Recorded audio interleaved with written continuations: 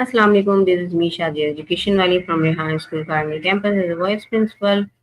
And today we have a topic: the importance of self-care and building healthy habits. Self-care and healthy habits play an important role in maintaining our physical, mental, and emotional well-being. Today we will explore how taking care of ourselves and developing positive daily habits can help us live healthier, happier, and more balanced lives. So let's begin our discussion with some important questions, and we will talk with Maya. Hello, Assalamu alaikum, Maya. Welcome. Walaikum assalam. It's great to be here with you in the Rahan School community.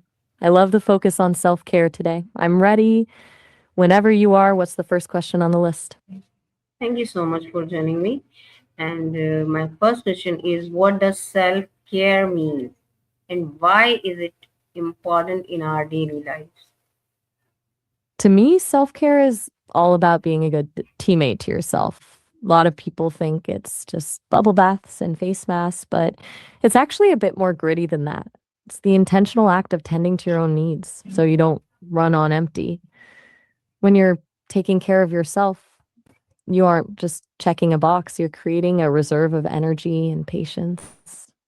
Especially for someone in a leadership role like yours, self care is what keeps you from burning out so you can actually show up for your students and staff with a full tank.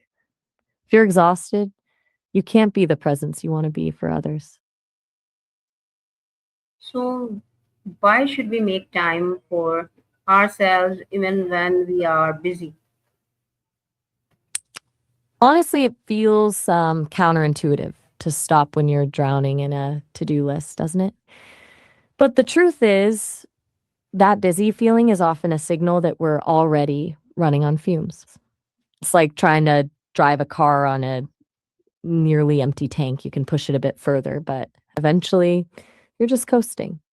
Taking that time isn't a luxury, it's the maintenance that actually allows you to be more productive and present when you're back in the thick of it. What do you think is the biggest thing that gets in the way of that for your staff? So nice of you answer, and you are well saying. Um, my second I just want to make sure I'm on the same. no, Go ahead. What's second on the list? My bad. Go ahead. how can healthy habits improve our physical and mental well-being? Think of the healthy habits like a steady current, not a sudden wave. On the physical side, things like sleep and movement aren't just about the gym, they're about stability. They keep your energy levels from crashing mid afternoon, which is a lifesaver when you're running a school. Mentally, those same habits act like a filter for stress. When you have a routine you can trust, your brain doesn't have to work as hard to handle the chaos of the day, which leaves you with way more emotional bandwidth for the people around you.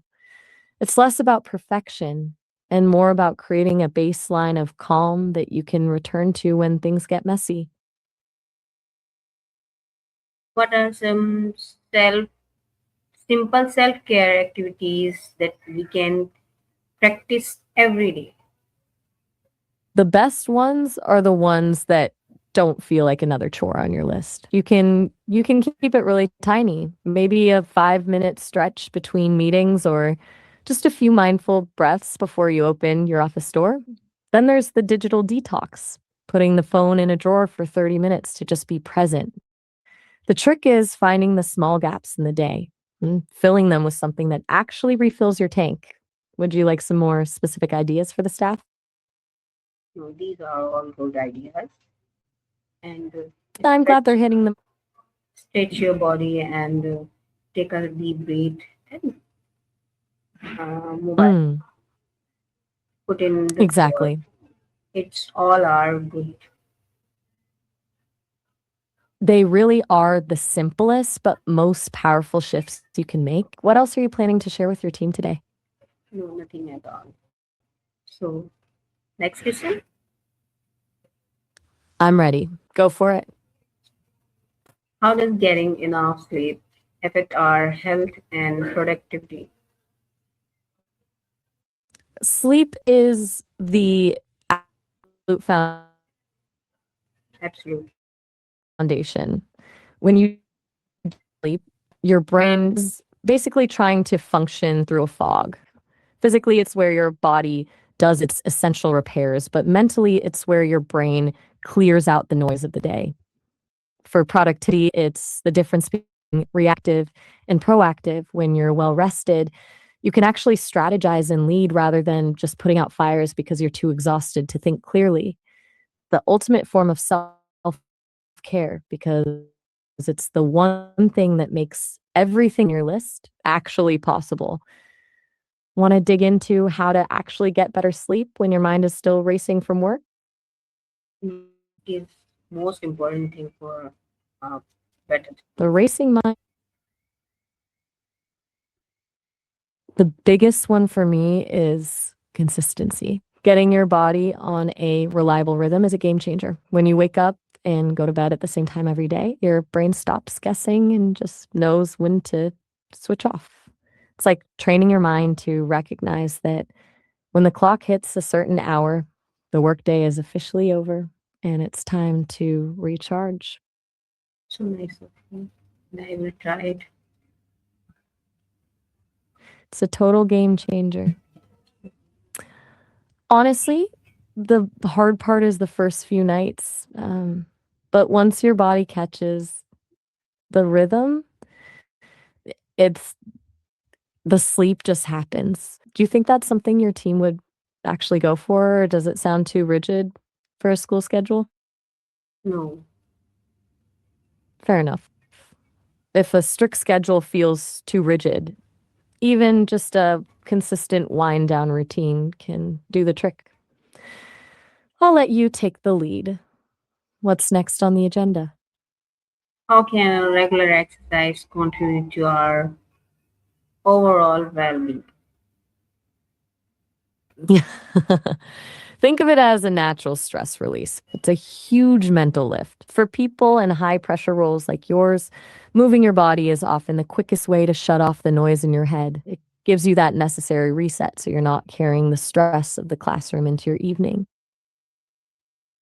So how can self-care help us manage stress and difficult emotions? Think of self care as the bridge between you and the pressure. When the pressure is on, it's easy to switch into survival mode where you're just reacting to everything. Self care pulls you out of that. It gives you the mental space to pause, process the stress, and respond thoughtfully instead of just reacting. For those difficult missions, that pause is everything. It's the difference between getting overwhelmed and staying in control. How can we develop our healthy habits and make them part of our daily routine? You can't force habits on people, but you can make them contagious. It starts by making it visible. If the leadership takes those tiny pauses we talked about, gives everyone else permission to do the same. Maybe start a collective 5-minute reset once a day or a shared board where people post one small thing they did for themselves. When self care becomes a shared value rather than a solo task, it stops feeling like a chore and starts feeling like how things are done around here. So my last question is how can self-care and healthy habits help us become more confident, productive and positive? It's But it's actually about the foundation. When you have that baseline of physical and mental stability, you stop playing defense. You're not just recovering from the day, you're actually operating from a place of strength. That's where productivity shifts from getting it all done to actually doing the work that matters. And that confidence comes naturally when you prove to yourself that you're worth the investment. It's a pretty powerful way to wrap things up. So thank you so much, Maya, and thank you so much for joining me in today's session. And thank you all viewers to being a part of this discussion. I hope these questions help you understand the importance of self-care and building healthy habits. Remember, taking care of yourself is not selfish. It is an important part of living a healthy and balanced life. Start with small positive habits, stay consistent, and keep improving yourself, keep learning, and keep growing. Keep Thank you for having me. keep taking care of And keep yourself. and keep showing up for yourself too. Thank you. Take care. Allah Hafiz and Allah Hafiz, and thank you, Maya.